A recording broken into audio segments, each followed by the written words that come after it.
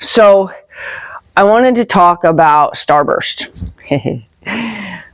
I'm going to give you kind of an example of why I do things the way I do when it comes to changing my horse's feed. If you change grains or change hay guys, sometimes it doesn't come from the same soil. Sometimes they use different types of seeds. Sometimes your grain guy uses different corn and things like that. So we want to try to reduce digestive distress. We all know that colic is not something we want to encourage, and it's certainly not something we want to either afford or have to make decisions about, right?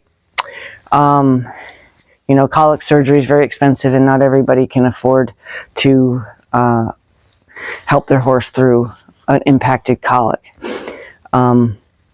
So in effort to prevent any kind of digestive distress, so with my hay, if I have horses that eat 3 flakes of hay at night, and I'm changing my hay, I will give them 2 of what they're used to, 1 of the new. I'll do that for 3 days, and then for 3 days I'll give them 2 of the new, 1 of what they've been used to.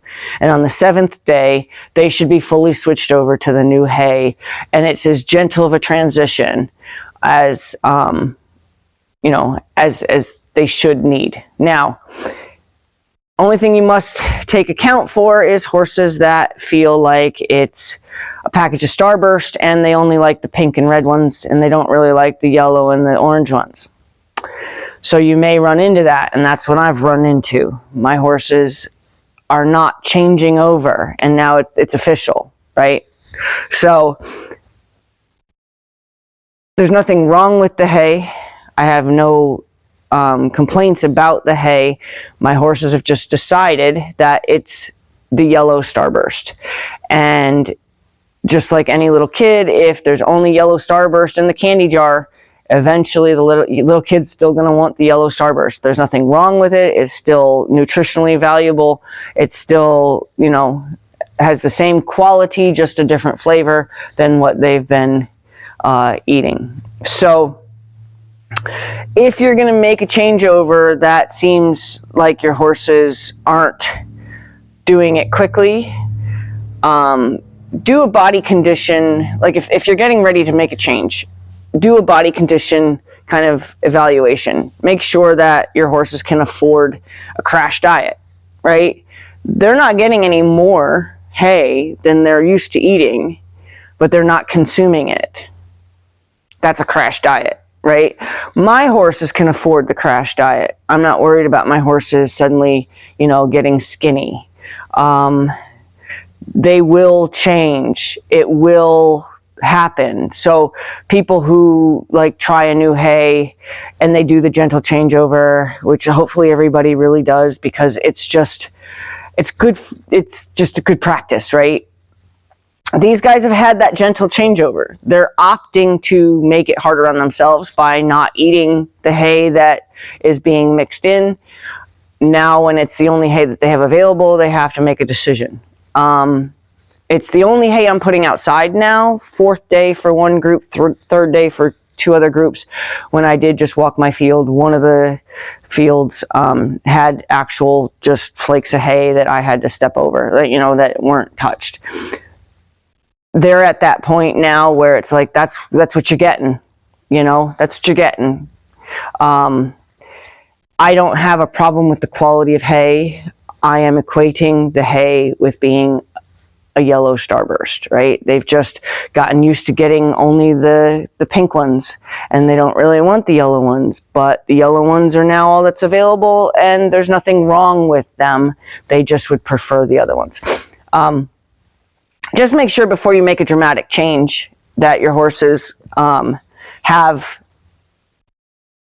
the option to go on a crash diet.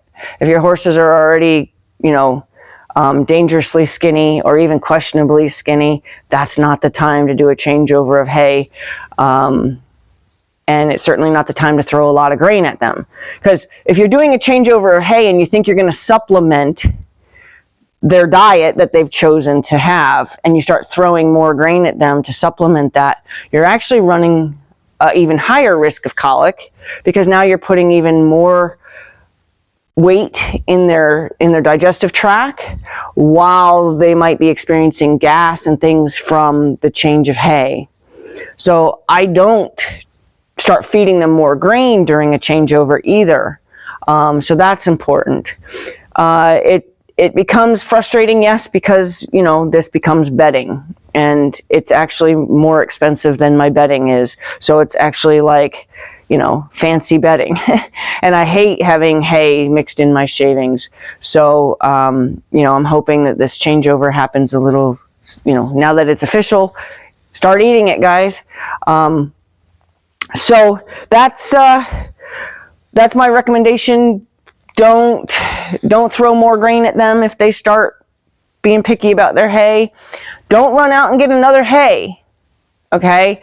Don't be like, oh, they're just not eating it. It's not the right hay. They're not going to eat it. No. If you know it's horse quality hay, and you know it just doesn't taste as yummy as the hay they've been eating, but it's still quality hay and it's still viable, nutritional hay, don't run out and find another hay source. Don't now, because see, you got to understand, you just messed with their digestive system. You just kind of set them off balance.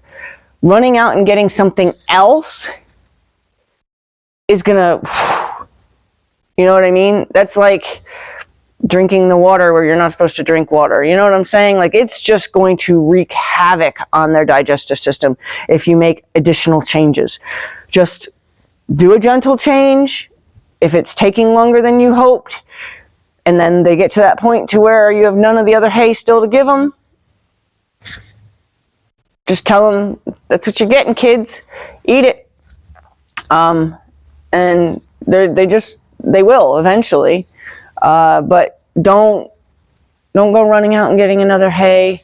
And if you board your horse someplace and you notice your horse isn't really eating his hay, don't go complaining to the manager that your horse, you can ask the manager, is there a reason my horse isn't eating his hay? And they may tell you, well, we just got a new hay source and they're not changing over very nicely, or we just went from second cut to first cut. This is a similar situation that'll happen when you go from second cut to first cut. Same exact hay, same exact field, different flavor.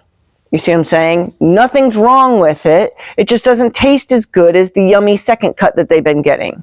That's why I've never really gotten into feeding second cut, because it's really difficult to change them back over to first cut. You have this experience. And it just becomes kind of an expensive experience, right?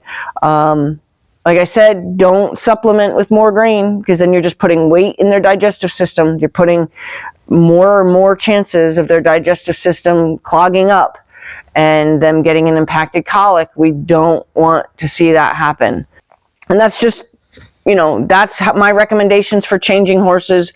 For grain, same thing. If you do 3/4 scoop of grain and you want to change brands, you can change flavors within a brand pretty easily. Like if you're going to just go from, you know, like a sweet to a pellet only, but it's the same, you know, I don't want to name anybody, but it's the same brand of grain. Therefore, it's coming from like the same mill, using the same products, using all the same sources. Then you could do half and half for 3 days and then you could be good, right? But if you're changing brands, then same thing. If you usually feed 3 quarts, then feed a quarter of quart of what you're used to, 1 quart of what they're not used to the 2 quarts of what they're used to, then 2 quarts of what they're not used to the 1 quart of what they're used to, and then you should be able to fully switch over. I do grain probably a little bit longer than I do hay. I might do grain over the course of 2 weeks. And then also, if you're planning on making a change, plan for it. Have the right amount of ratio available to you. Make sure that you don't have to do it dramatically. Make sure that you didn't just feed your last bale of something that you were always feeding them, and then tomorrow is the first day of the new hay and you have nothing to blend it with. Don't do that to your horses either, okay? Because even this was a gentle change. Even sometimes it doesn't go as easily as you hope. But you just make sure you monitor their manure, make sure that they're still having normal amounts of manure, that their bodies are still, processing what they are eating of it. And then once it's full switched over, you just You know, there's some farmers that are just like, throw it at them, and if they don't eat it, oh well, you know, they'll eat the wood then, you know, but I try to make sure that I'm introducing it to them. Okay, so that's my horses hay changeover experience, and I wanted to make sure people understand that messing with their digestive system can be very painful to your horse. At the very least, you're going to create a gassy situation. But if you create a colic situation, you know, then you're talking dollar signs, or possibly, you know, having to make a decision. And we never want to make that decision just because we were lazy about grabbing a bale of hay from there and a bale of hay from there and blending.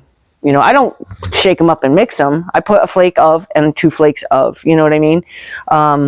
But even that, some people would be like, I already fed all those horses. I'm not going to run back and then feed them again. You know what I mean? Like, I ran through and I did 2 flakes. I'm not going to run back with another type of hay and throw a flake for all the, you know. Don't be lazy during changes, because if something does happen and your horse or a client's horse has an illness as a result, I don't know. I don't know if that would fall into negligence or not. I don't know. You know, to be honest with you, I don't know. But what I do know is I care if my horse's stomach's hurt, and I try to do it as gently as I can. And I also care if they ever get to a point to where their stomach's hurt and I have to make a financial or, you know, quality of life decision for them. I don't want to make that decision just because I changed my horse's feed. All right? So, food for thought. Have a great day. Food for thought.